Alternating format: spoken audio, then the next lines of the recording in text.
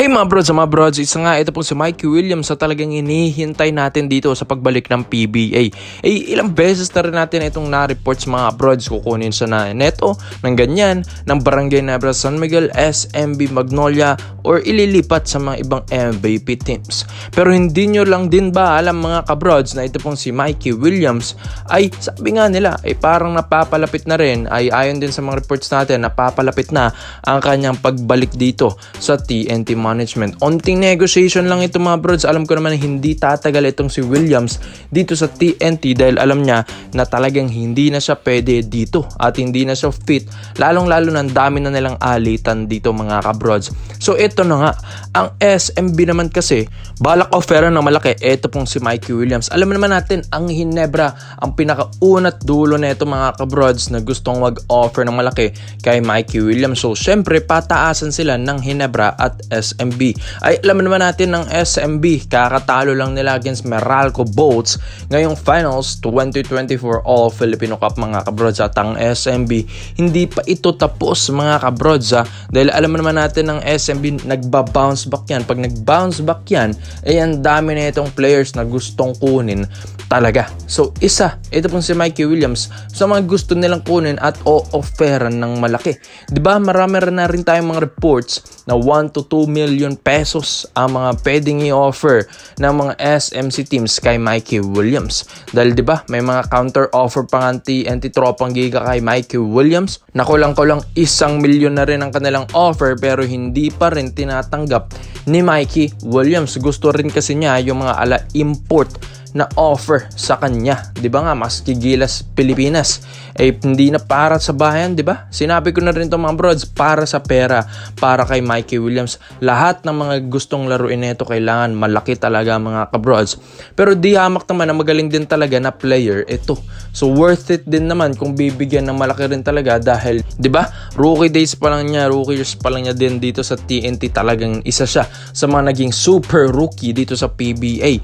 At yun nga, kahit nagmamaktol itong si Mikey Williams, kahit wala ito ngayon sa PBA at sa TNT Tropang Giga, ramdam na ramdam ng TNT yung kanilang best player ay wala talaga. Kaya diba hindi na muling nakapasok ng championship ang TNT Tropang Giga simula nung nawala ito pong si Mikey Williams sa kanila. 2 championship, 2 finals MVP rin para kay Mikey Williams ang ibinigay niya sa TNT Tropang Giga. Kaso nga lang, ang isa lang talaga sa mga problema ni Mikey Williams yung kanyang attitude at isa pa pala mga abroads yung kanyang paghingi ng sahod na malaki. So syempre kung ikaw ay gusto mong malaki ang sahod, di ba dapat nag-NBA ka na lang or kahit anong liga, di ba mga kabrods? Kaso hindi nga lang makapasok ng ibang liga si Mikey Williams dahil yung kanyang rights ay nasa TNT Tropang Giga at naka-hold pa yan. Kaya wala siyang mapaglaruan na liga ngayon mga bros. Kailangan mo niyang ayusin ito pong kanyang issue at ang kanyang negotiation contract dito sa TNT Tropang Giga para nga makapaglaro siya sa kahit anong liga or makapaglaro sa kahit anong koponan sa PBA. So dito na nga ang SMB ay dito na sila gagalaw mga kabrods. Lalong-lalo na sakto ito. Syempre off-season ng SMB, alam natin. Medyo nagsasaya pa yan kahit papano dahil syempre kahit papano second place. Malaking bagay na rin yun at bonuses para sa kanila. Pero syempre after nga nyan, off-season na, dito na sila pwedeng gumalaw at i-reach out ang TNT Tropang Giga once na marinig nilang si Mikey Williams ay pabalik na. So mga brods komento mo lang po yung dito at isa natin yan.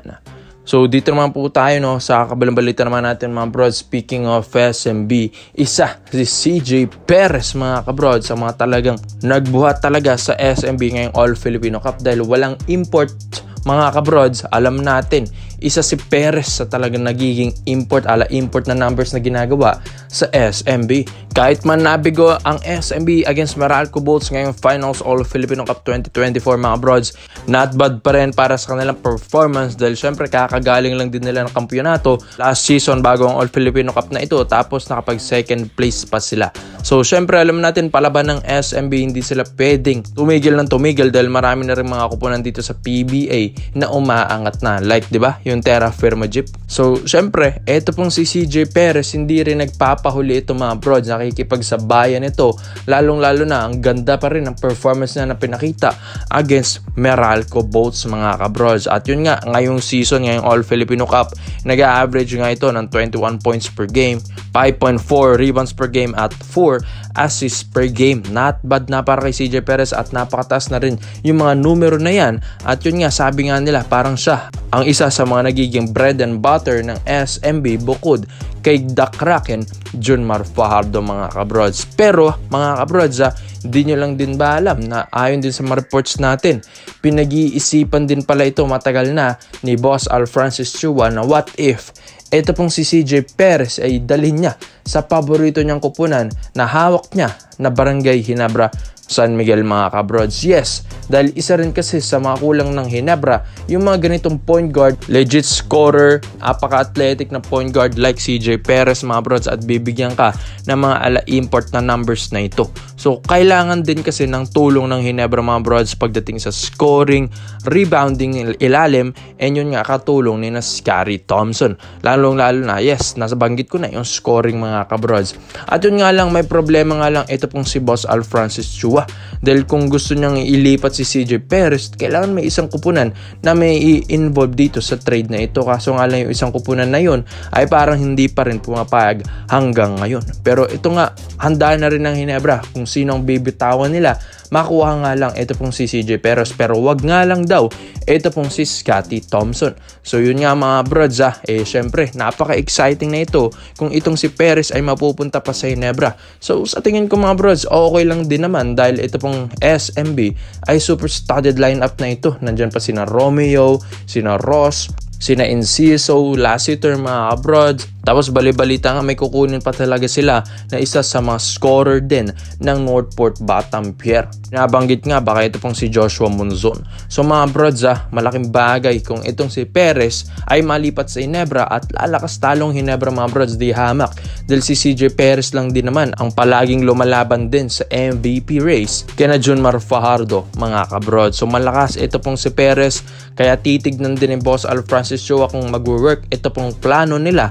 Dahil itong si Perez ay iba rin talaga kung mapunta sa Barangay Ginebra, San Miguel. Lalong-lalo ng Ginebra, kailangan pa ulit bumawi mga kabrods. Di biruin niya na sweep last season ng SMB, tapos nalaglag pa ng Meralco Boats this season. Kaya next season sa Import Conference, babawing Ginebra, magre-rebuild sila ng panibagong lineup, dadagdag din sila ng big man mga kabrods. At ito nga, dadagdag din sila mga ibang point guards or scorer, and nababanggit din nila ito pong si CJ Perez kung magwo-work talaga yung plano na ito. Pero yun nga mga brods, kailangan lang din pumayag yung isang kupunan na mai-involve sa 3-team trade para mga kabrods magkaroon na ng go signal sa trade na ito. So ikaw mga brods, sa tingin nyo ba CJ Perez, babagay ba ito sa Barangay Ginebra, San Miguel, at malaking tulong ba siya talaga?